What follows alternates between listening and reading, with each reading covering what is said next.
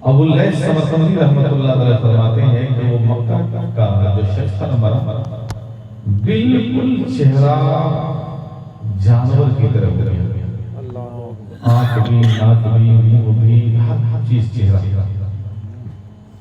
بیٹا تھا، دیکھا یار پڑوسی دیکھ لے گا تو کیا بولے گا، تمہارا باپ اس شکل میں دنیا سے گیا ہے، رشتہ دار تانا ماریں گے، روئے چل جا رہا، اللہ کی بارگاہ میں دعا کر رہے، اللہ کون سی خطا ہو گئی جو میرے باپ کے چہرے کو اس طریقے سے بنا دیا۔ اور روتے ہوئے گھر کے تمام افراد جو لوگ تھے اکٹھا کیے، اب بیٹے نے کہا سنو، پڑوس میں بھی خبر نہیں ہونی چاہیے کہ میرا باپ مر گیا، ورنہ آئے گا لوگ چہرے کو دیکھے گا تو لوگ تانا دیں گے، الٹی سیدھی گفتگو کریں گے۔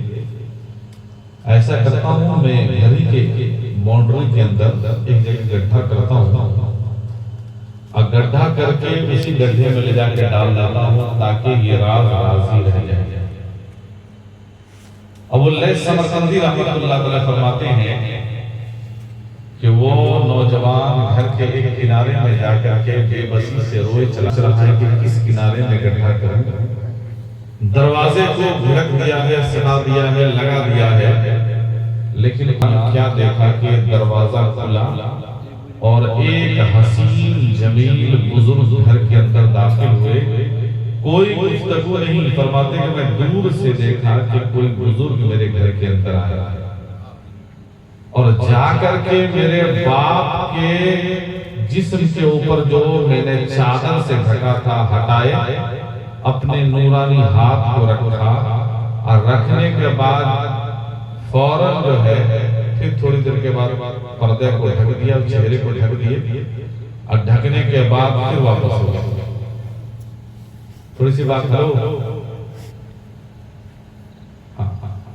جانے دو، سب کھانا نہیں کھائیں، آپ لوگ کھائیں کہ نہیں کھائیں؟ دیکھو آپ کے انداز میں گفتگو کرو جاتا۔ تو فرماتے ہیں کہ چہرے کو ڈھک دیا، اور ڈھکنے کے بعد جب جانے لگے تو میں تیز رفتار میں ان کی طرف بڑھا، میں نے کہا آپ کون ہیں اور آپ کو اجازت کس نے دی کہ میرے گھر کے اندر آپ داخل ہو گئے؟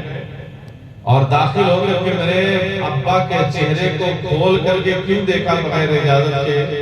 کیا آپ نے دیکھا نہیں کہ میرے باپ کا چہرہ انسان سے جانور کی طرح تبدیل ہو چکا ہے؟ تو فرماتے ہیں حضرت ابو اللیث سمرقندی کہ اس بزرگ نے، حسین چہرے والے نے میری طرف دیکھا اور دیکھ کر مسکرایا، کہا بیٹے سن، تیرے باپ کا چہرہ بگڑ گیا تھا، اسے ہی بنانے کے لیے آیا۔ فرمایا اسے ہی بنانے آیا ہوں۔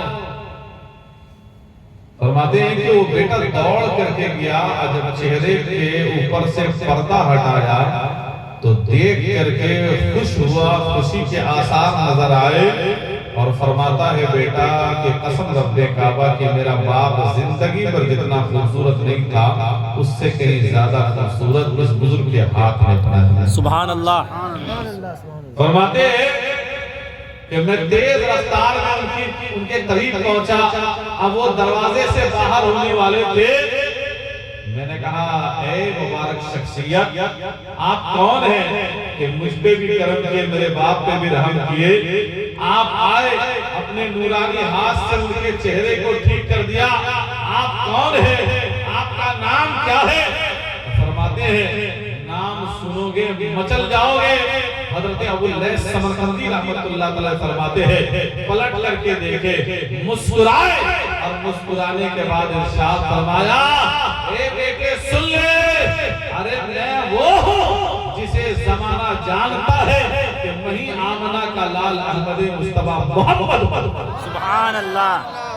میں ہی محمد ہوں۔ فرماتے ہیں کہ تیرے باپ کا چہرہ بگڑ گیا تھا، لیکن یہ ایک ایسا عمل کرتا تھا کہ جس کی وجہ سے مجھے مدینے سے اٹھ کر کے مکہ تیرے گھر کے اندر آنا پڑا۔ کہا میرا باپ کیا کرتا تھا؟ گنہگار تھا، چہرہ بدل گیا، کہا گنہگار، سیاکار، خطاکار تھا، لیکن اس کے ساتھ ساتھ ہر رات سونے سے پہلے 100 مرتبہ جب تک میرے اوپر درود نہیں پڑتا تھا سبحان اللہ۔ سبحان اللہ سبحان اللہ فرماتے ہیں کہ ہر رات فرشتے میری بارگاہ میں لے کے جاتے یا رسول اللہ فلاں نے مکہ شریف سے 100 مرتبہ درود کا تحفہ بھیجا ہے۔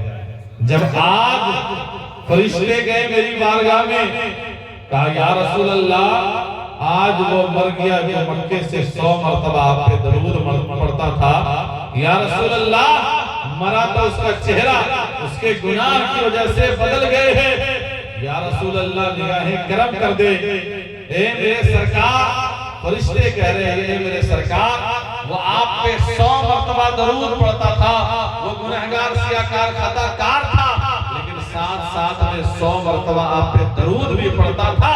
کہیں اسی طریقے سے اگر جانور کے چہرے بنا کر کے اگر قبر میں چلا گیا تو زمانہ کہے گا کہ دیکھو 100 مرتبہ درود پڑھنے والے کا بھی چہرہ ایسا بن گیا۔ یا رسول اللہ نگاہیں کرم فرما دے۔